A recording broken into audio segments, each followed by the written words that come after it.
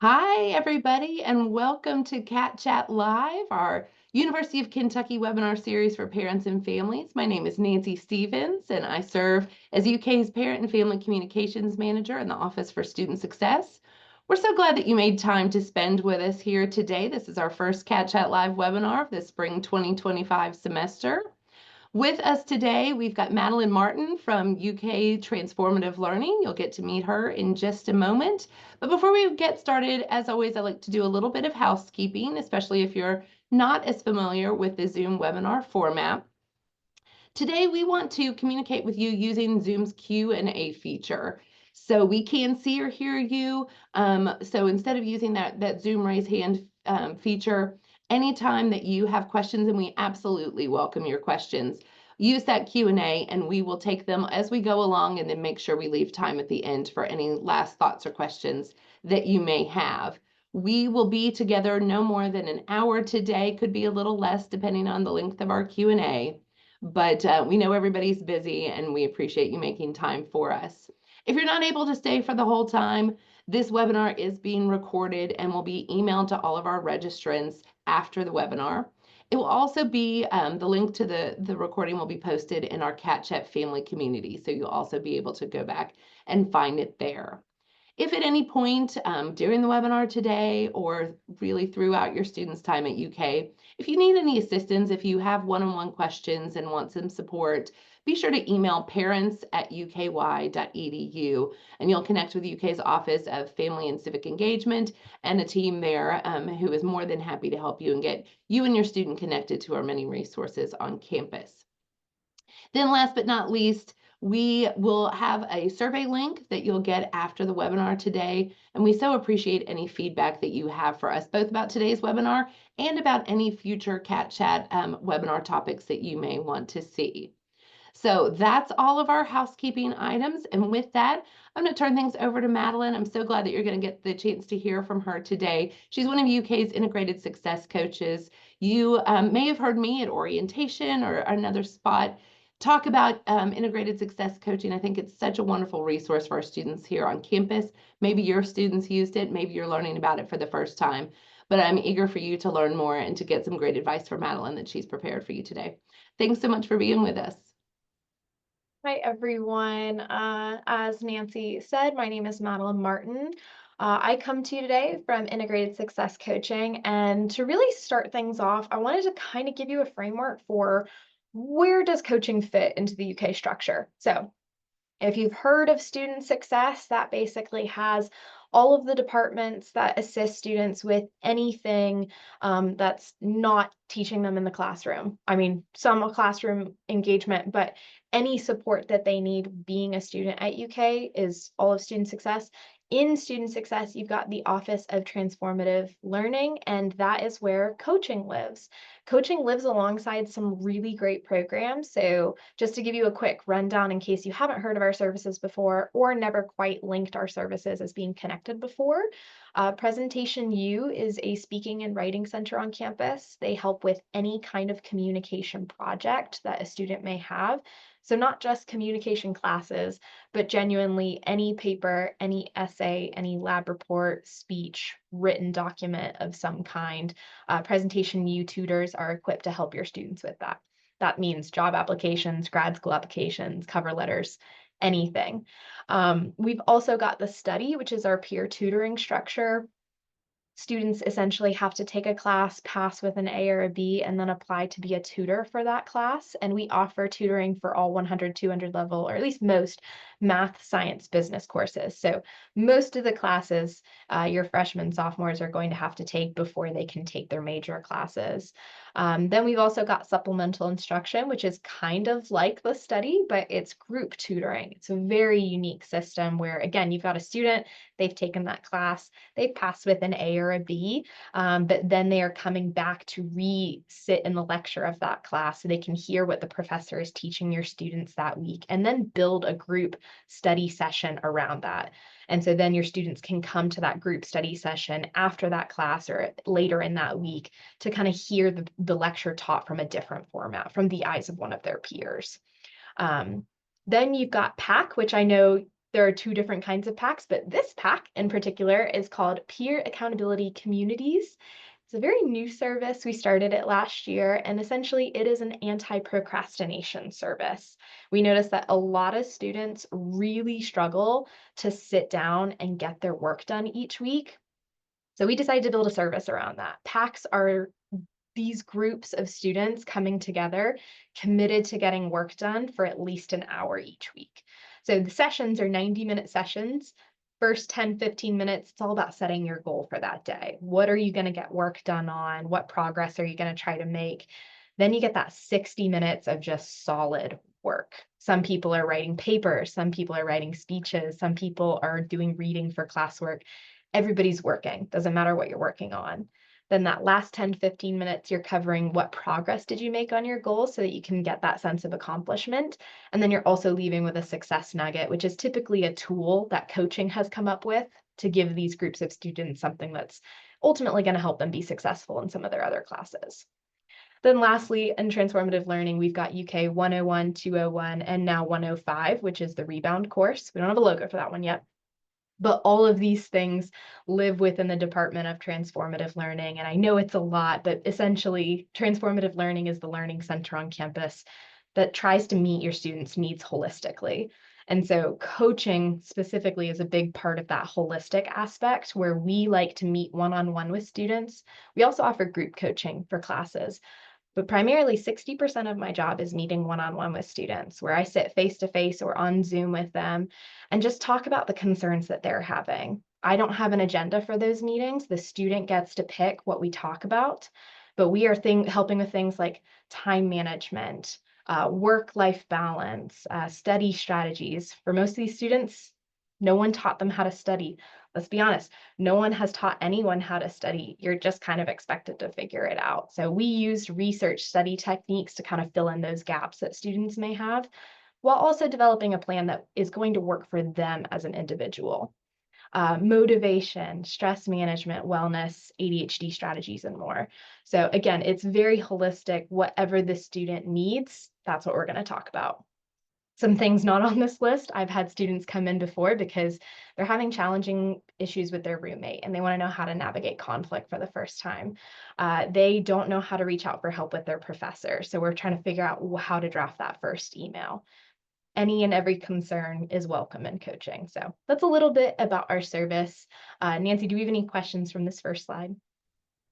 No, but absolutely welcome any follow-up questions about all the great programs in TL. And I've put links in the chat for folks who want to get more information after the webinar today. Amazing. Absolutely. And I'll tend to do that for this presentation piece, at least. If you've got a question on a specific slide, I'm going to pause after each slide. So feel free to hop in with a specific question.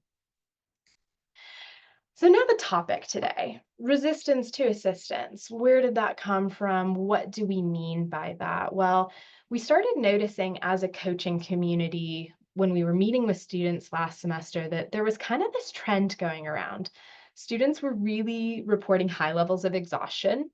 They felt motivated, like they wanted to do better and they wanted to succeed, but at the same time, they were overloading themselves. They actually had too much on their calendar to even be able to meet the goals that they set out to do. So a lot of that led to burning out before midterms, feeling like they couldn't even get over that hump of midterms into the second half of the semester and imagine how they could keep going. And then lastly, kind of like I said earlier, a lot of them reported not knowing how to study because they didn't have to in high school. They felt like they could understand it each day in class, and now they don't know what to do for the first time needing to study. And so all of that kind of boiled down to this need for assistance, knowing maybe they needed some assistance, but really feeling resistant to it, really feeling like I know tutoring would be helpful, or I know I need to do something to get to this class. However, I'm just so depleted. I'm so empty. I don't even know where to start. I'm overwhelmed before I even start. And so that's what boiled down to some of that resistance to assistance. And so first thing I wanted to address was how do we as coaches combat this? Because ultimately these skills are not limited to just coaches. This may be how we approach this, but anybody with a relationship to your student can use these skills to kind of open them up to this conversation. So number one, we actively listen. Now, that sounds really simple. Why would it even be on the slide? However, a lot of us tend to not even realize that we don't actively listen. We may be on our phones while we're listening, or we may be completing a task while we're listening. And we live in such a culture of media distraction that we're used to that. We're not actually used to as much of the maintain eye contact, nodding along as you're speaking, kind of listening. And so, really showing your student that as they talk about their challenges or as they talk about their burnout, like you are actively engaged with them, it's amazing the power that that holds. Then, next, you want to validate their feelings. I get a lot of parents reach out to me to kind of ask what I mean by this when I say validation is so important, because not all of them agree that the challenge is a challenge or it should be as challenging as it is. Completely fair. Validating is not agreeing at all. To validate something is when you have a student come to you and say, I think this professor doesn't like me. And saying, oh, wow, I hear you saying like you're really worried that this professor, like you and them do not get along. And so that's validating what you hear them saying, but you'll notice in that statement, I'm not agreeing with it. I'm not saying, of course that professor doesn't hate you. Like no professor would hate a student. They may not particularly like how you're handling things in class, but they don't hate you. Rather than just upfront disagreeing with them, validating what they're saying, letting them know that you hear them, then lets the student continue to talk about it safely, saying, okay, I hear you saying this, but that would sound really daunting. That would sound really intimidating without having to agree to it. Then you can take it a step further as they continue to unpack maybe why they're not reaching out for help from that professor, why they're not seeking out that tutoring, understanding the root of that resistance. What is the reason you don't want to go to tutoring? What is the reason you don't want to ask your professor for an extension? Really trying to understand more of what is holding them back, because if we don't understand the what, we're not really going to be able to figure out the how. How is a bigger thing then when you actually get to the point of this is what the challenge is. Now, how are we going to get them there? Offering options rather than demands. And what I mean by that is I could easily look at a student and say, sounds like you need to go to tutoring. Like sounds like you need to go to this. And I could tell them that, and you could tell them that, and that may not make them want to go at all. So rather than offering a demand, offering it as an option can make all the difference in the world of, okay, well, we know that to seek help, like, first of all, where could you go to help? You could go to your professor, you could go to your TA, you could go to office hours, you could go to the study, you could go to Math Scholar, you could go to any of these resources. Which option do you think sounds best for you? Offering all these options rather than saying you need to get help makes it feel less daunting to these students typically. They feel like, okay, I have control over the situation, not just the situation has control over me. Lastly, this is my favorite point, focus less on outcome and more on process. I have a lot of students that when I ask them their goal for the semester, they'll say something like, I want a 3.0 GPA. I want to increase my grades. And that is huge. That's a great outcome to work towards. But if we're only focused on the outcome, we miss so much of the little wins in the process. If we focus more on the process of, okay, this week I went to tutoring, this week I talked to my professor about what I'm struggling with, and this week I sat down and studied my notes for 30 minutes a day. Holy cow, how many victories can we see in week to week to maintain that motivation rather than getting absorbed by the outcome of the semester that we're trying to achieve? Typically, long-term goals can be great motivators, but when they become overwhelming, we lose the day-to-day ability to focus on what we're doing well. And so focusing more on learning how to be a great student and learning how to tackle these challenges rather than just, all right, we need to become a better student instantly. Like we need to start acting like a 3.0 student now. No, nothing wrong with being a 2.0 student, learning to be a 3.0 student in this semester, focusing on that process. Nancy, do we have any questions for this slide? We do. Denise has a great point here. saying that there's a lot of opportunity for help for the student. How do they decide which they should do? There's only so many hours in a day. It's a great point.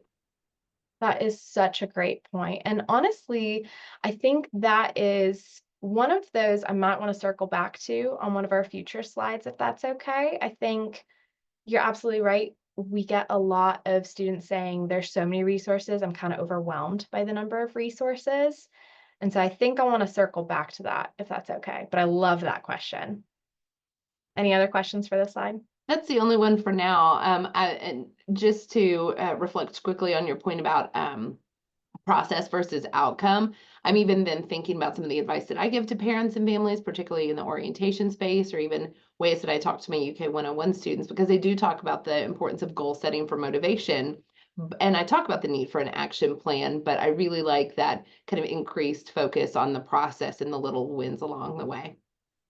Absolutely. And I think just to build on that too, I think that is why I saw so many students burned out before midterms, is because they felt like they were pretending or trying to be somebody that they had not yet become.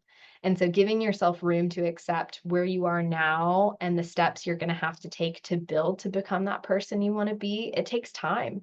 And so again, that's another way we can validate our students that, like to be an Olympic athlete, this is one of our favorite metaphors in coaching. You're not going to have somebody who does all the weightlifting, all the practice the day before their Olympic trial.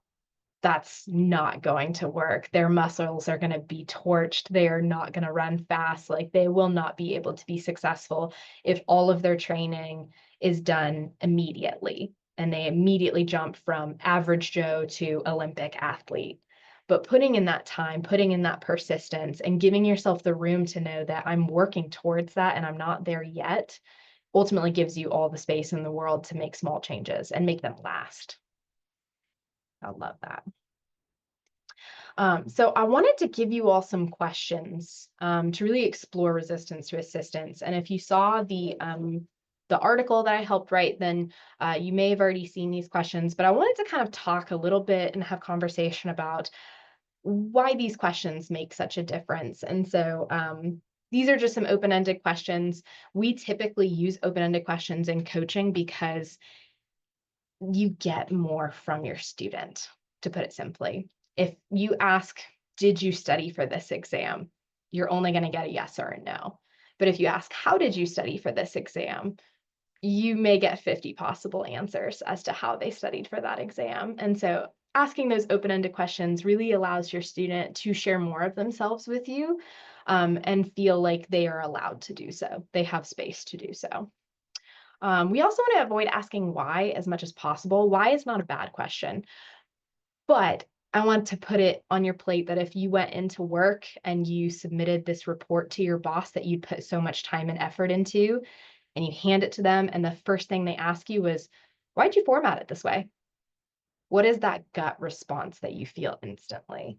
Let that register for a second. Your first response is probably going to be, well, I just thought that it needed to be like this because this is how previous reports have been. You're going right into defending. And that's natural.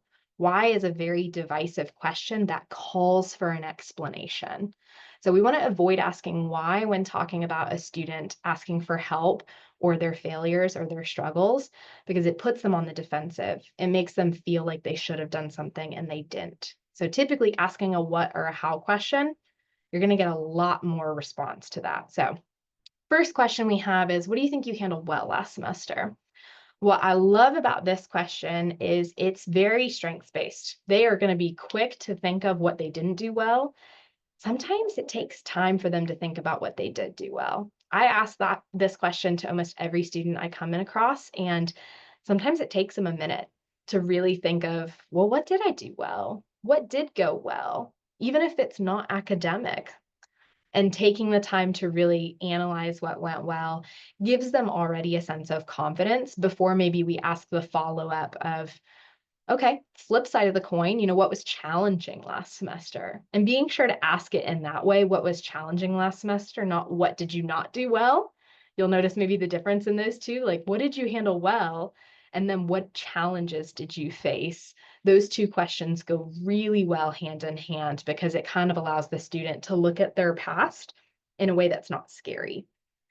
So then once you kind of go through what went well, what were the challenges, I love kind of following that up with, well, what were some of the strengths or what were some of the things about you that allowed you to face that challenge?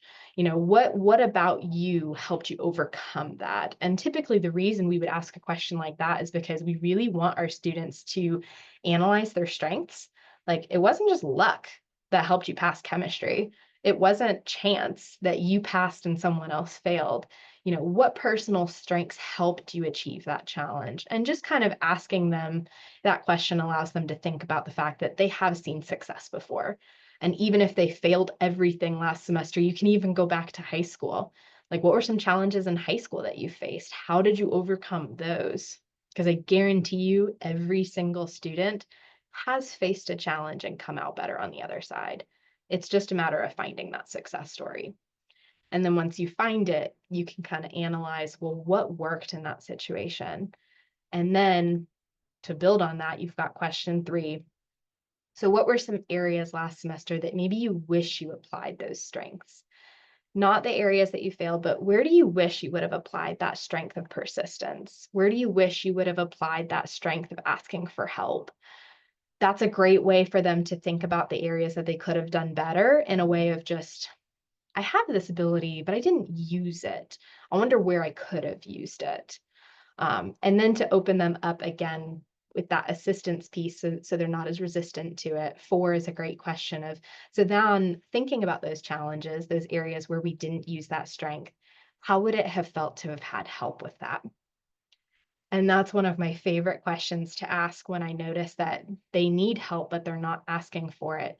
Because it's so comforting. It's saying, you don't have to have figured that out by yourself. How would it have felt to have had help with that?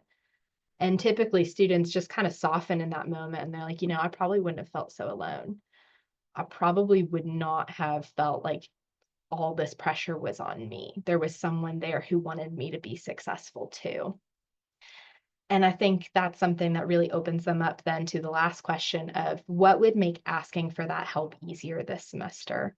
Because again, every semester is a new opportunity. Just because you had a bad semester last semester does not guarantee you're going to have a bad semester this semester. You're starting with a blank slate every time, but you learn something from every semester that you take. And so based off of what you learned, if asking for help would have felt great, what would make that easier this semester? And what I love about that is not many students think about asking themselves how to make something easier.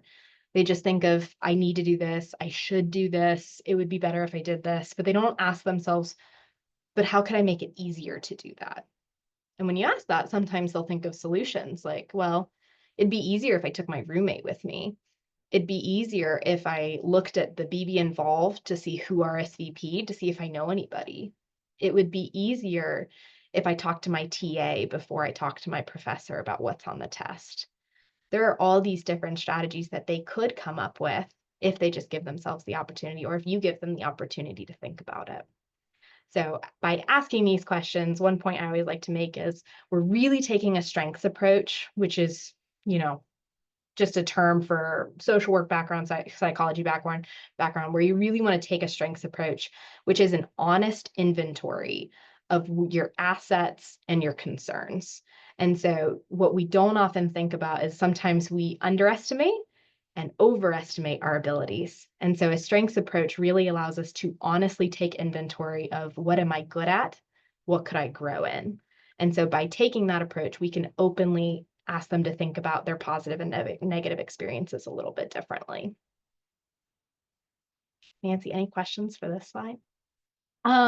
I think these are all great questions for families to be able to see. And I'm wondering if you have any tips for them on kind of the optimal time and place and manner to have these conversations, based on your conversations with students, times or situations where they're more receptive to having these conversations and times where you've seen students who are like, I can't have this conversation right now.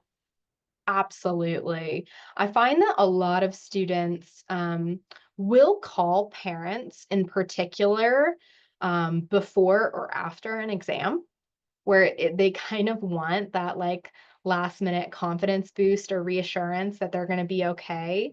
And I think that before an exam, it's just a good time to ask, like, well, how did you prepare for this? How do you feel about how you prepared for this? It's a great way to, again, to kind of take a strengths-based inventory before an exam in a small term. And then after the exam, if they prefer to call you after that, it can be a great opportunity to kind of do a little bit more deep work where it's like, all right, we could talk about just how you prepared for this exam, but even in all your classes, like, how are you feeling about how they're going? What's going well? What's not going well? So sometimes students, when they do seek out that help, this can be a great time to just ask a few of these questions, not all of them. Um, but if they're feeling really anxious, really fidgety, not a good time. It's really when they're openly asking, like, well, what do you think I should do? When they seem open, that's a great time to explore it. If they're feeling anxious, it's a great time to just do the simple question of, like, well, how did you prepare? What did you actually do for this? Okay, so you did study. You are prepared to some extent. That's awesome. Focus on what you know. So that's one thing that I have students that really benefit from these questions, like after they've just been through something like an exam and they're open to that feedback. I would say another great time is just when they call you and they're feeling particularly low or they're feeling particularly off, and you can kind of catch it in their voice where they're just like, I don't know, I'm okay, I guess. And you're like, okay, well, what went well for you this week? And just starting in the present, where they are in the present, can sometimes let you go deeper into this semester as a whole, what they're struggling with. And again, focusing on the present, but then thinking about what would make this semester easier for you? What would help you this semester? What do you need to be successful this semester? So, kind of catching them when they are seeking your support is a great way to ask these kinds of questions. I think some of these are probably better when your student is in a good headspace than a stressed headspace. So if you can tell your student is maybe having a meltdown, which is perfectly fine. I get meltdowns every day.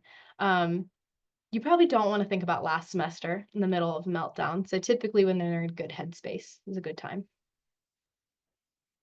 And I think, there's so much value in students having supportive parents and families. And I also, as I reflect on my own parenting experience with my teenager, there are times that even when I'm asking the questions that I know professionally to ask for my work here at UK, sometimes just because of our role, my son goes into defensive mode. And so that's why I think there is so much value in students also talking to somebody like you on campus or coach or a TA or mentor professor, whoever it may be, because I think that type of relationship maybe has less of the perception of I need to justify myself or I'm afraid I'm letting you down. And so we want that piece with supportive and engaged parents and families, but then also want them to have those resources here on campus as well. So I think, as long as we can engage that full team to take care of our students, they'll be better off.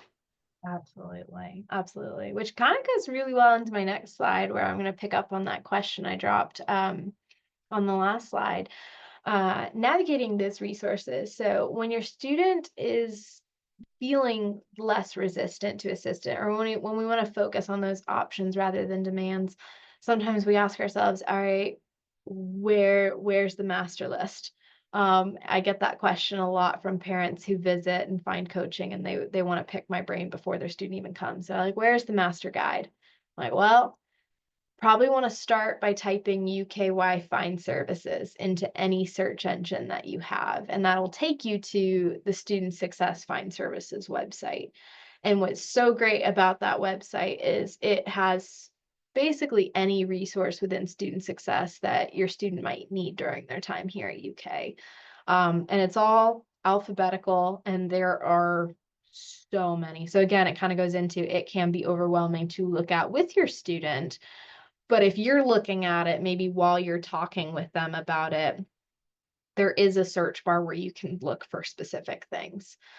So just narrowing it down, even letting them get used to what's available for anatomy, what's available for chemistry, just letting them kind of take that lead in making that search. This is a great place to start, is the master list, if you will.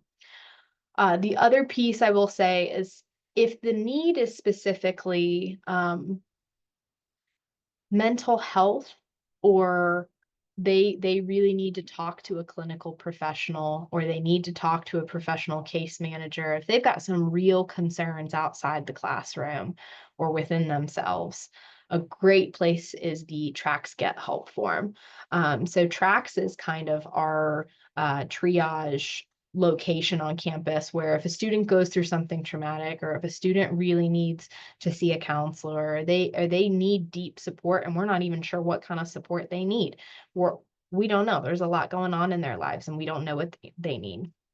You can submit a TRACS Get Help form, and they can submit one for themselves or a friend of theirs if they're really concerned about a friend of theirs. And that can be submitted anonymously, or that can be submitted and you can include your name and information. But basically, that just guarantees that they're going to get an email within 24 to 48 hours from TRACS or CSI, and they're going to be asked to set up a consultation meeting. And all that consultation meeting is going to do is assess what kind of support your student may need, and then how we're going to get them that support. So if they need to see someone for short-term counseling at the counseling center, they got to go through TRACS. They got to do the consultation first. If they determine actually some long-term therapeutic relationship building would be great, TRACS is still going to be able to refer them to a community counseling referral source. So they can get them connected to somebody in Lexington that's going to be able to work with them long-term. CSI works closely with TRACS. They monitor, CSI, by the way, is Center for Support and Intervention, and they work closely with TRACS to basically divide and conquer all the referrals, whether they need mental health support or whether it's a basic needs concern, and kind of figure out whether they need a case manager or a TRACS professional. So that can be a great thing if you're really worried about your students' mental health. I highly recommend TRACS. And then lastly, integrated success coaching. One thing I will share with you is that we have been lovingly called by students the concierge of campus. I'm tempted to get t-shirts made of that, because it's very true. We try to stay as up to date as possible with what resources are available for students on campus. And so we specifically work to hear your students' concerns in a one-on-one setting and give them specific support to the concerns that they face. If there's a specific class they need help with, we're going to build a success plan with them around that class, how we're going to study for that class, where we can get tutoring for that class, what resources are available for that class. So we try to take a very personalized approach with every student we come into contact with, where, yeah, they may be struggling in this class, but if they're really struggling with something else, like a roommate concern, then we're going to talk to them about how to talk to their RD, how to talk to their RA about resolving that conflict. So we really address the biggest concerns that they have in the moment. And we tend to build a relationship with them as long as they meet with us, where we try to address all of their concerns individually throughout a semester if they continue coming.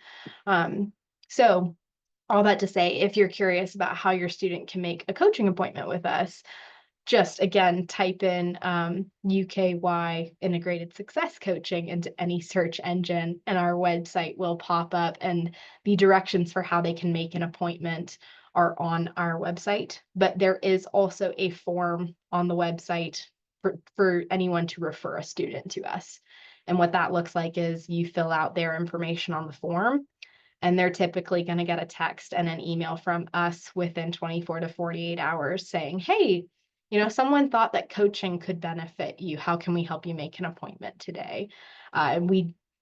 We tend not to include who sent the referral, who sent the form, because honestly, that would be a bigger headache for us, and it doesn't really matter to the student. So we just know that someone was really curious about your success and they thought that we could help you with that. So that is navigating resources in a very condensed way, because ultimately, again, I believe in smaller rather than all of them.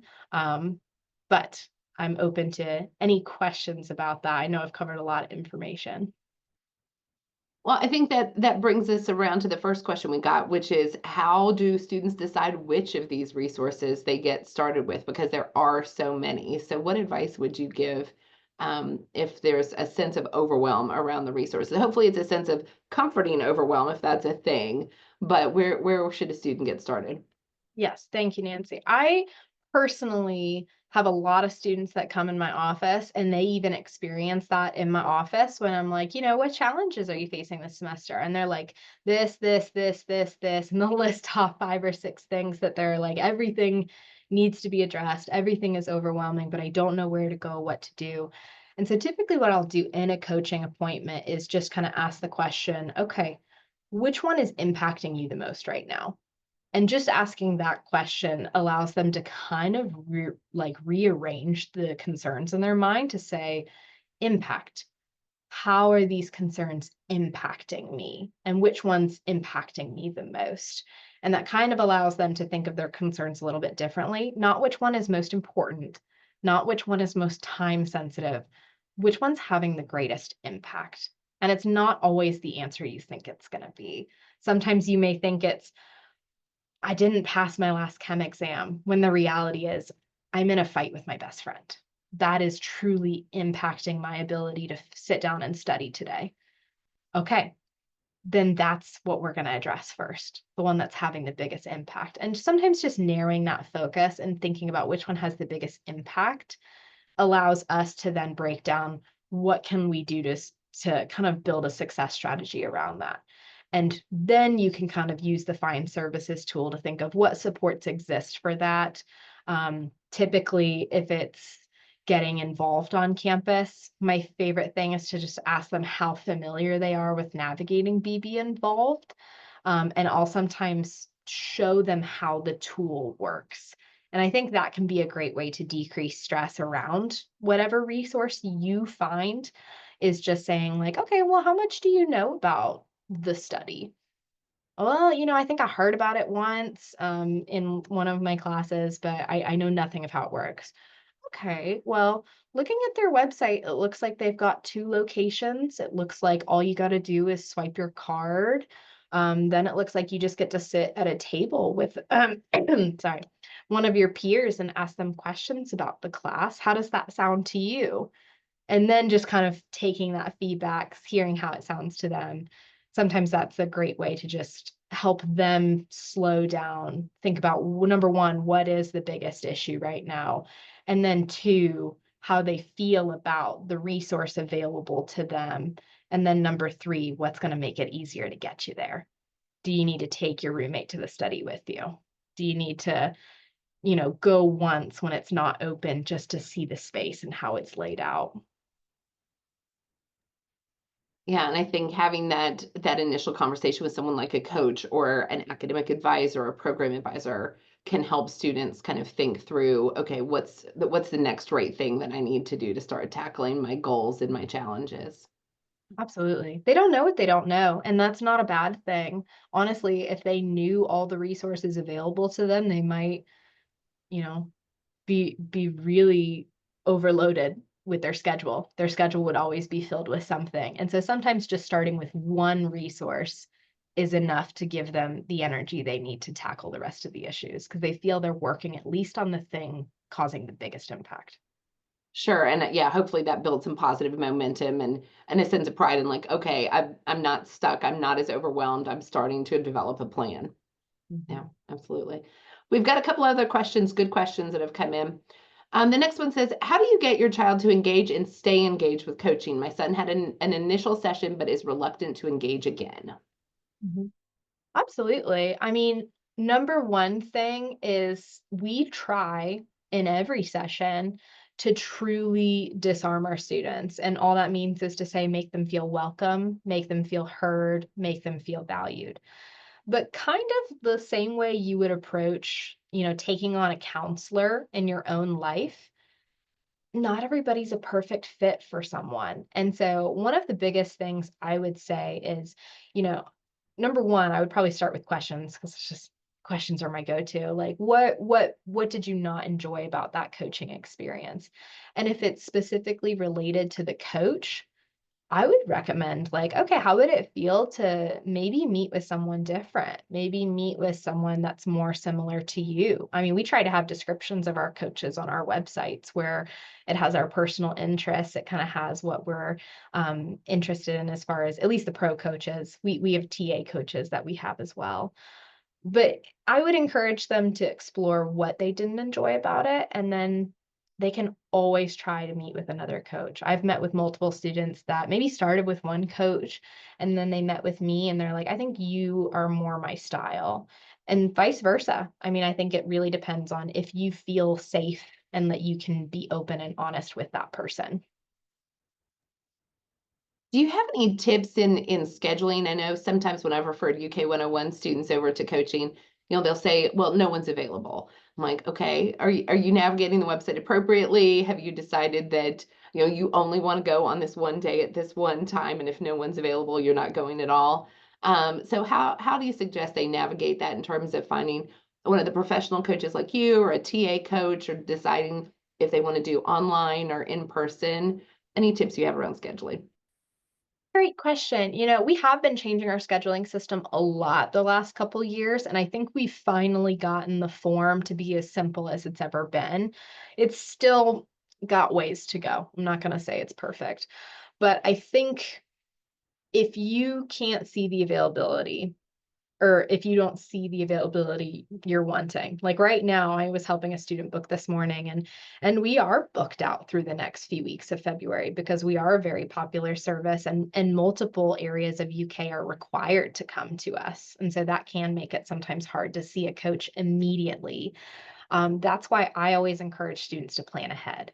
It's like, okay, as much as we can, if you know you want to talk to somebody with before midterms, sit down today and book the next available appointment that fits your schedule. I don't care if it's the end of February. I don't care if it's the beginning of March. Go ahead and plan ahead. Do that kindness to yourself so that it's already on the calendar during a time that you know you're going to need it. And I know that's easier said than done. We live in a very instant gratification world where it's like, I want to talk to somebody now, and that's not always the case, and that's also not always beneficial. Sometimes students say, they text me and they're like, "I need to talk to you today." And I will respond to them saying, "What is the concern?" And sometimes I can tell based on the response, I actually think you need to sit with that problem a little bit longer before I try to step in and help you fix it. And there is something beautiful about sitting in the struggle. And I always like to make that clear to my students where it's like, I may not be able to fit you in until next week, or I may not be able to squeeze you in until 2 weeks, but I want you to text me updates as you tackle this challenge. I want you to text me or email me how you're learning about yourself in this challenge, because believe me, I've had so many students that I've not fit into my schedule, and they have learned how to resolve their own concern. And so planning ahead for yourself, but also recognizing not every immediate problem requires an immediate solution. Both of those go hand in hand together. Now, if your student has not met with a coach before and you feel like they know a coach they want to start meeting with, I would encourage your student to email them directly. I have had students that have not gone through the scheduling system, but they have had their roommate meet with me. And so then they have emailed me saying, I know you meet with my roommate. Based off of what she's told me, I would love to see you. Do you have a wait list that I can sit on for whenever you get your next canceled appointment? And that is a great way to see a coach sooner than what the scheduling system shows, is just to ask to be put on their wait list and say, hey, next time you get a cancellation, like, can you text me morning of, and I'll see if I can make it. Because by no means do we have perfect attendance. We get no-shows, we get cancellations, not as often as you may think, but it does happen. And so we love to fill those cancellations as much as we can. So reaching out to a coach, trying to build a relationship with them in advance so you can get on their schedule. That's my biggest recommendation. That's really helpful. So our next question that's come in is about supplemental instruction. asking if it's only available for certain classes like this study, or is it an option for all classes? Great question. So, our supplemental instruction has been growing rapidly, but it is only available for certain classes. As we continue to build the program, we hope to add more and more.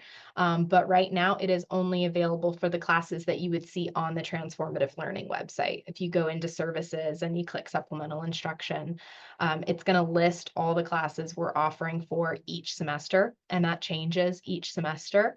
And the important thing about SI is it's actually for specific courses, but sometimes also for specific sections and instructors. And that is truly because some professors teach at rapidly different rates. And so we want to have that specific section supported by that SI instructor, versus somebody from another section might come in and they're like, well, I haven't learned that yet. And that's why it's typically devoted to a specific instructor. One of the resources that I put in the chat a few minutes ago is a relatively new one, and it's what we're calling our academic resources crosswalk. It's class specific. So your student can go to that website, put in what classes they're in, and it will bring up a list of, whether they're in a class, supported by supplemental instruction, or whether there is a department or program specific resource, beyond this study.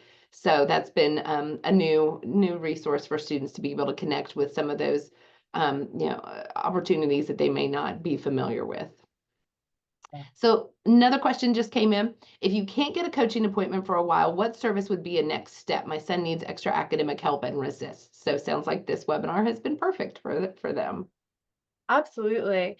Again, I think the same way that I, as a coach, would kind of ask questions to figure out what resources are going to be the best fit for them. I fully believe any parent could also ask those same questions of just, okay, what are the biggest concerns right now? What is having the most impact on your well-being? And if it's, I don't know what's going on in chemistry, then maybe that's where we can help them a little bit with figuring out like, okay, UK Find Services chemistry, what's on there for chemistry, or the academic crosswalk, what is available to that class, where maybe we could fill in some of the gaps for a student that's overwhelmed. However, my first instinct is always go to the person who knows exactly what's on the exam. And so that is go to the professor and build a relationship with them. And that's a great place to ask the question, what would make it easier for you to talk to your professor? Would it be starting with an email? Would it be going to office hours? Would it be scheduling a one-on-one separate from office hours and bringing a friend or something? Professors don't care. They don't care if you bring a friend. They don't care if you only want to show up on Zoom. They don't care if you want to email. They just want to help. So going to the person who knows what's on the exam so that they can be helpful, they also know what and how you need to study for that exam. I have had so many conversations with the chemistry department because we as a coaching program have wanted to know what's the best way we can study or teach our students to study for your chemistry exams. And they have thoughts, they have opinions, they have answers. We as coaches, we do not have all the answers. But those people who are building the exams, they have tons of ideas. And so I love it when a student goes to their professor instead of me. That is honestly one of my favorite things ever, is when a student's like, actually, I asked my professor, and so they showed me how to study this, the best tools and tips and tricks. And I was like, yes, that's amazing. So yes, if you can't meet with a coach, I 100% recommend look at what resources are available around you. Yeah, I'm so glad you talked about office hours, because I think particularly for first year students, if they have not gone to office hours yet, that can be really intimidating. They sense that relationship is different than with their high school teachers, and they're often reluctant to engage in that space. So I think, yeah, asking them questions about what would make it easier, asking them, to name what they're nervous about. Is it that they're not going to be welcomed? Is it they're, afraid that their professor will think less of them for asking for help? And that's where, the parent having the conversation, or, I know when I'm talking to my students, I'm like, oh no, they will be so excited to see you in office hours, because not enough students take advantage of it. And in fact, in my UK 101 class, I require them to go to office hours, and they always come back with, well, I was very nervous about that, but it turned out it was not bad. I'm like, you live to tell the tale, and hopefully you'll be more likely to do it again. Yes. And Nancy, you actually bring up a great point, something we had talked about earlier that I almost forgot, which is another great question to ask them is, what's the worst that could happen if you try this? Like truly, what are you imagining is the worst case scenario of going to office hours? And some of them will tell me all these crazy stories. I'm worried my professor's going to yell at me. I'm worried my professor's going to, do all these things or take away from my grade because they're like, I don't know who you are. I'm like, so now what's the likelihood that would ever happen? And they're like, not very likely. And I'm like, actually, I'm going to fill in the gap for you. Impossible. Professor could lose their job if they did any of that. They're not going to do any of that. Now, I'd wait until they tell me their idea of the worst case scenario and how likely it is before I jump in with, yeah, I don't think that could ever happen. But just exploring that worst case scenario then gives them the new opportunity to see it differently of like, okay, well, if the worst scenario truly cannot happen, what do I have to lose? What do I have to lose by not going to this? And so that can be a great way to also get them to think about going. Yeah, I really love thinking through that risk versus reward piece. Yes, there is a risk you'll feel a little awkward. There's a risk it might be uncomfortable, there might be some awkward silence, but is the reward that if you get through that, that you'll get to ask your questions about the upcoming exam, that you'll demonstrate that you are, committed to doing better in this class. So I think, yeah, if you're not willing to sit with the discomfort for a little bit, then you'll miss out on the reward of developing that relationship and potentially doing better in the class. Yeah. Well, I don't see any more questions in the Q&A. I'll give folks just another minute or so to ask any final questions. But Madeline, do you have any final pieces of advice, anything that we haven't covered yet that's on your mind? A great question. I think one thing that I love to say to students, and I will share it with you all, and it tends to leave an impact, is um, in high school, it's the exception to seek out help. You may not necessarily need it. And so it's really more of an exception if you go out of your way to get help. In college, it's an expectation. It's an expectation that you will need help. Why else would we have all of these resources for you? There is not a single person that can make it from their first day on campus to their graduation day without engaging in some kind of UK assistance. It's just not possible. So going from the exception mindset to the expectation mindset allows our students to really think about like, I'm expected to get help. So what help do I need? And that can be a great way to open their eyes too. I'm not the only one that needs help, which is what I find a lot of students feel. I'm the only one feeling burnt out. I'm the only one that can't handle this. And that's just not true. And I typically would make a joke with them. I'm like, why do you think UK pays me a salary? And they kind of chuckle with me. They're like, all right, I see your point. I see your point. And I'm like, no, really, like, what do you think is the reason UK would have a full team of people devoted just to talking to students about what they're concerned about?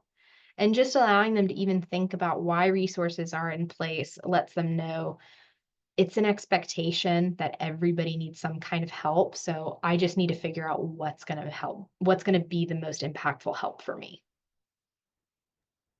Yeah, that's a really great point. And even before we went live, we were saying, there's no gold star on the diploma for the people who got through it on their own. And I suspect even if we did, there wouldn't be a lot of gold stars given out because truly this is easier when you're doing it in a supportive community. And that's really for me, the benefit of a UK education. Well, if you 100%. don't mind advancing to the next slide, just to get us wrapping up, we have been working here in the last few weeks as the spring semester is getting underway to schedule our future Cat Chat lives for the spring semester. I know I was just talking to our commencement team. We have typically done one in April, looking ahead to May commencement ceremonies for our families of graduating students. We've got about a couple of topics on our wish list for the spring semester, but we'd love to hear your ideas too.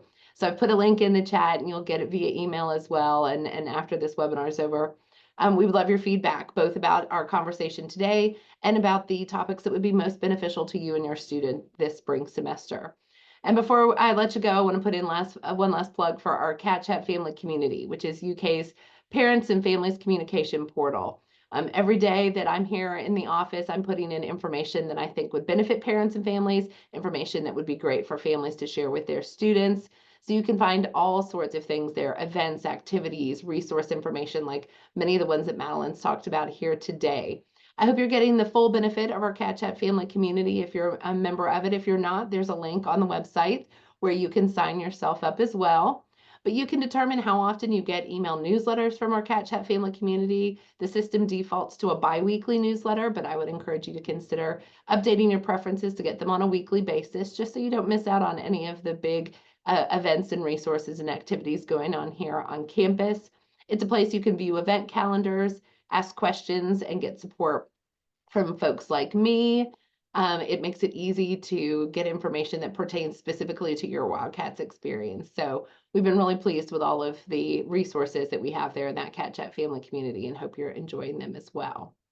Well, we're coming up on 1 p.m. and Madeline, we just so appreciate your time and all the great advice that you have, and appreciate all you do to support our students and families. Again, we know you're busy. We appreciate you making time in your schedule to be part of this chat with us today. And again, if you have any follow-up questions, would encourage you to email parents@uky.edu for support from the Office for Family and Civic Engagement. Hope everybody has a great rest of your day, and go Cats. Take care.